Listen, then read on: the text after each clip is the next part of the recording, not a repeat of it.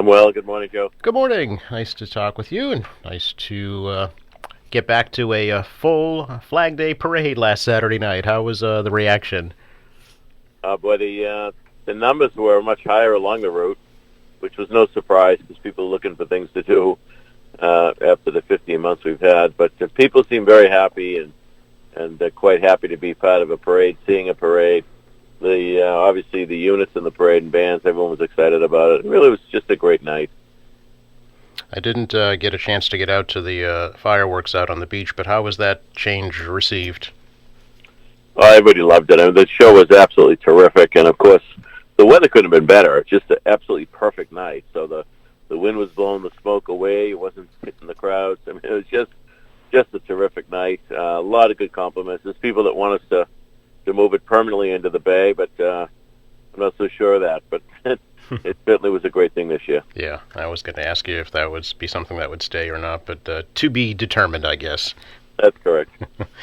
Mayor, I thought we could talk. We'll start this morning with just a well wish for House Speaker Ron Mariano. You may have heard he had to have a pacemaker implanted after coming down ill in Florida recently. Yes, Speaker Mariano has been a friend of the city for a long time as state rep and certainly as speaker, and certainly I consider him a personal friend. We're on the Park and Rec board together for many years.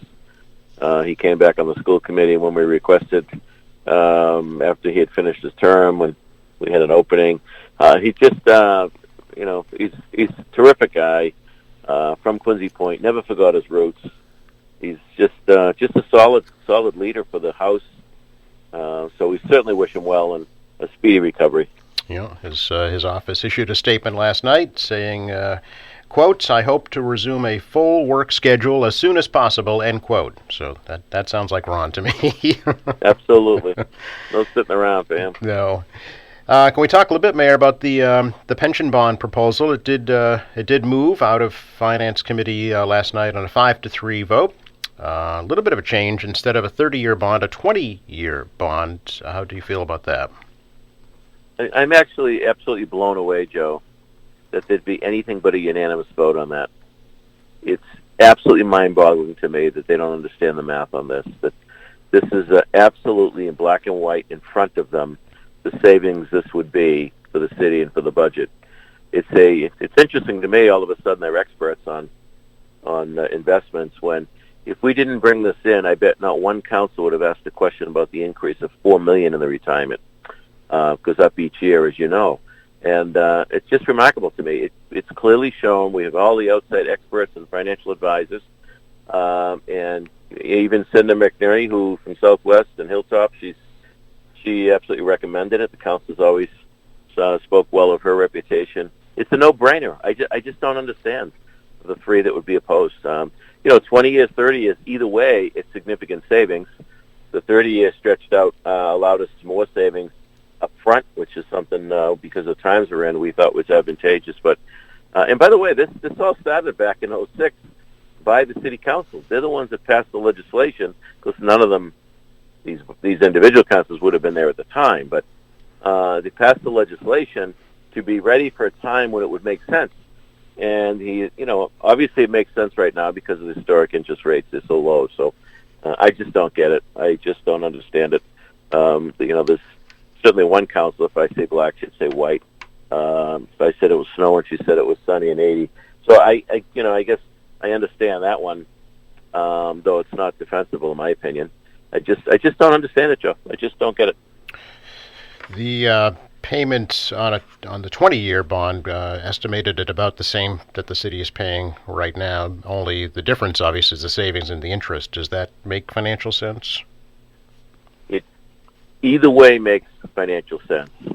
It's every year, if you look at the schedule through 2037, the city's obligated to this unfunded liability. There's no squirreling away around it. The city's obligated under the law. So instead of having that unfunded liability, we fully fund it, and on the other side of the ledger, we now have a debt. And the debt number stays the same for the next 20 or 30 years, depending on the final passage of the program, and it's significantly less each year than what it would have been under the schedule. That's why I just don't understand the. I don't know if it's ignorance. I don't know if it's not understanding math. I just don't get it on the three. I just don't understand it. It's a clear savings, and if this doesn't pass, if this isn't a threat, it's just a reality. Taxes will go up significantly, and or the budget will have to be cut significantly. It's that simple. It's not a threat. It's just the way it is. All you have to do is look at the numbers, and 1 and 1 is 2, and I just don't understand it. How much would the budget have to go up if it does not pass? We're doing that analysis as we speak, Joe. Okay. Yep. Also, last night, the appropriation for a purchase of the Adams Academy and adjacent properties did pass on an 8-1 vote, and that moves forward. Now that comes from community preservation. Is that right? 8-1. Let me guess. Who was the one? Don't tell me. Don't tell me. Yes, that's a great program. It's well vetted with the Community Preservation Committee. It takes out those two. Well, one was a funeral home, the other was a small office building next to the Adams Academy, and it also resolves the Adams Academy case. So going forward, we'll be looking at an Adams Presidential Library on that site, looking for, and I believe will be successful, with serious foundation and private money, not city money, to build it. The actual Adams Academy itself, would the Historical Society remain in that building? Everything's on the table. Mm-hmm. My guess is they could, but there may be a plan where they go to another location as well. We'll look at all of that and how it, interrelates the two sites. I see it becoming one large campus, mm-hmm. And then integrate, the library into the academy, and the academy and the library, not necessarily connected by buildings, but perhaps a colonnade connecting them. I'm not out to relocate the Historical Society necessarily, but if the Adams Library program comes together and we do the space, then we'll talk about it. But I would never leave the Historical Society hanging. We would have some great options for them as well, if it comes to that. Okay. Last week, Mayor, the EPA and the U.S. Attorney's Office announced an agreement with the City of Quincy regarding sewage leakage into Quincy Bay and surrounding waterways. Why was that agreement made? Well, the old saying, you can't beat City Hall. Well, you can't beat the federal government. They come into the city with one big stick, U.S. Attorney representing the Environmental Protection Agency. I think it's an overreach. I think it's outrageous. I do know that through our negotiations and through the process, the EPA learned a little bit about the history of the city, learned about the commitment that we have been making, not only this administration, but the last two administrations, spending millions every year to upgrade sewers and drains. And, nobody wants cleaner water any more than we do. It's insane to think that we wouldn't be thinking about that or that being a priority. So they did recognize, and the actual numbers that they were looking at initially that were going to force us to spend came down dramatically, because they did recognize we've had a plan in place. We've made a lot of improvements that they weren't aware of. So at the end of the day, you're not going to win with the EPA. What's disappointing to me, Joe, is if you go back a number of years and you look at the history of Quincy Bay and the harbor, right? It was the city of Quincy who sued the state because the MDC was dumping raw sewage into Quincy Bay with a Nut Island treatment plant. I remember Senator Golden's run along the beach that prompted it all, yes. Yeah, he was a solicitor at the time under McCauley. Yep. So I talked to Frank McCauley about it, and they made the decision, and that led to the creation of the MWRA, and it led to them stopping dumping sewage into the bay. So what's happened over the last several years is it's not an intentional dumping, but things happen. A pipe breaks underground, a sewer pipe, it seeps into a storm drain.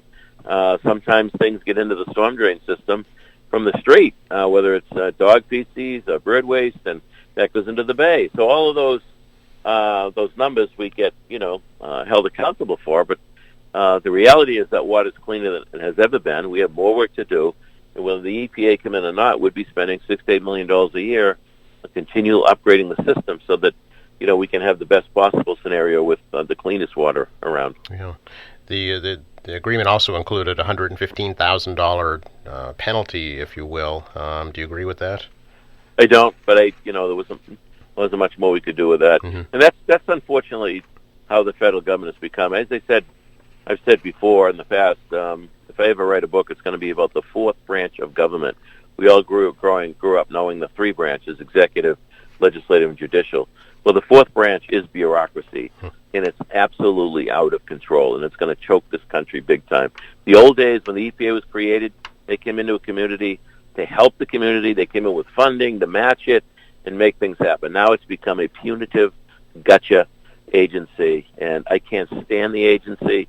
As you can tell, we have a guy in that agency that's held up for 5 years for us to get a permit for Tidegate and Quincy Shore Drive because he doesn't think it's appropriate. It's maddening, Joe. Absolutely maddening. I'm accountable to the people when I'm on the ballot. Who are these people in these positions that make these decisions? They're not accountable to anybody. Well, Congress, ideally, right? What's that? Congress, ideally. Isn't that how the government's supposed to work? But yeah, I mean, but they've created all these rules and regulations, and now, the congressman has to call and beg for a meeting with the EPA. It's out of control. It's absolutely out of control. The intent of the agency was good, and some good things happened over the years, but it's way, way beyond where it should be today. Instead of serving the people are serving the federal government. Finally, Mayor, any news on the mayoral commission on the Department of Equity and Justice to tell us about yet? We've been so wrapped up with the budget, the pension obligation board, the college issue, and a bunch of issues. We got to get back to it. I know that the folks that we've been in touch with, we now have pretty much, I think, everybody that we had talked to had gotten back to us with affirmative or negative. So I believe we're at the number we need to be at for the commission. So we'll definitely be talking about that pretty soon. Okay, look forward to that. Thank you very much. In the meantime, enjoy your day. You also, Joe. Thanks so much. Yep. Take care. Bye-bye.